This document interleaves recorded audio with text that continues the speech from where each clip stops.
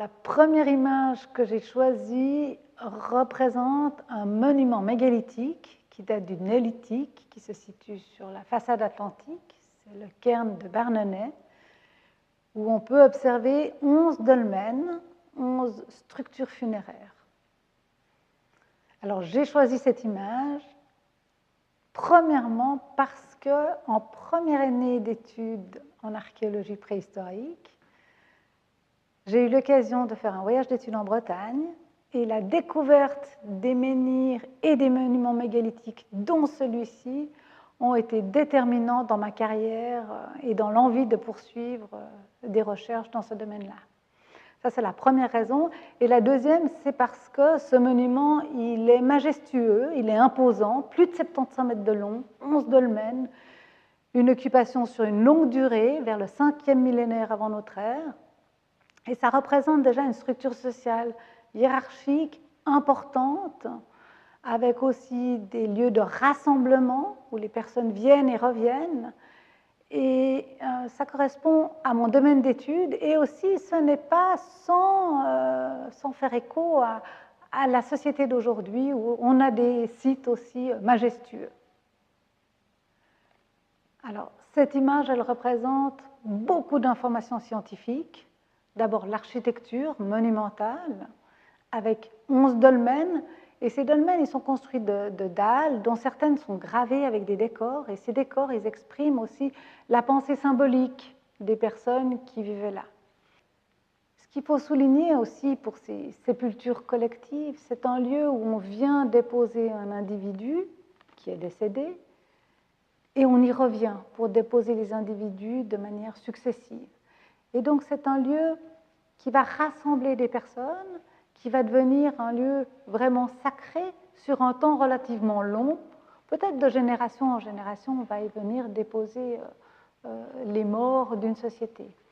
Et c'est vraiment un lieu plein de symboles aussi et de forces sociales que représente cet immense cairn de Barnenay.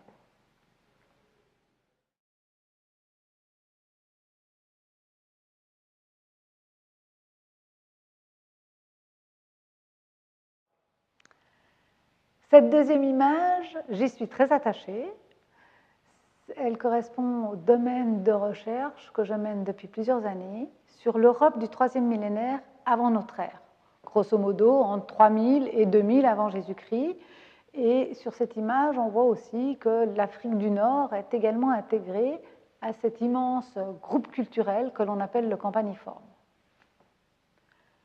Ce campaniforme, il est très intéressant, il est complexe, il est multiple, et en fait, il y a un lien qui est représenté par ces gobelets qui donnent cette homogénéité sur l'ensemble de ce grand territoire, alors même que d'autres composantes ont des aires géographiques beaucoup plus restreintes. Donc on a des sociétés qui vivent sur des aires géographiques plus petites, que l'on peut percevoir par d'autres vestiges archéologiques, mais en même temps, il y a un réseau qui est tissé sur ce territoire qu'est l'Europe par ces gobelets.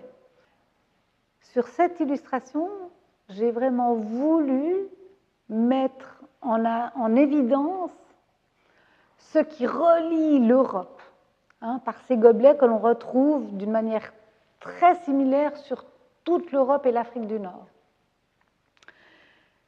J'aime bien faire ce comparatisme avec la pièce de 1 euro, où qu'on le retrouve sur l'ensemble de l'Europe, cette pièce de 1 euro, et puis elle est d'autant plus intéressante, la pièce de 1 euro, que sur une face, il y a l'Europe et toutes les pièces ont la même face, et de l'autre côté est imprimée une image du pays producteur de la pièce de 1 euro. Et c'est un petit peu la même chose pour ces gobelets. On a quelque chose de très homogène sur une aire géographique très vaste, mais si on regarde en détail, il y a des manières de faire ou certains petits détails de décor qui montrent qu'elles sont faites seulement dans une région très restreinte. Ce que j'attends d'une image scientifique, peut-être 3 points importants. La première, qu'elle soit porteuse d'informations, que je puisse apprendre quelque chose.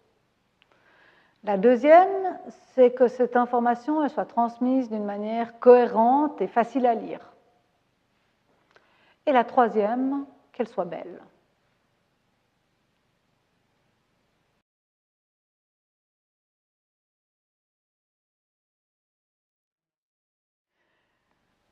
Comme image impossible que j'aimerais, mais bien sûr qui reste du domaine de l'impossible, est de voir les individus qui vivent sur le cairn de Barnenay, dans la première image que j'ai choisie, avec justement tous ces rituels qui peuvent être menés au moment où on dépose un défunt dans un dolmen, peut-être des chants, peut-être des récits, une tradition orale que l'on ne retrouvera jamais. Et ça, je pense que ce serait vraiment intéressant.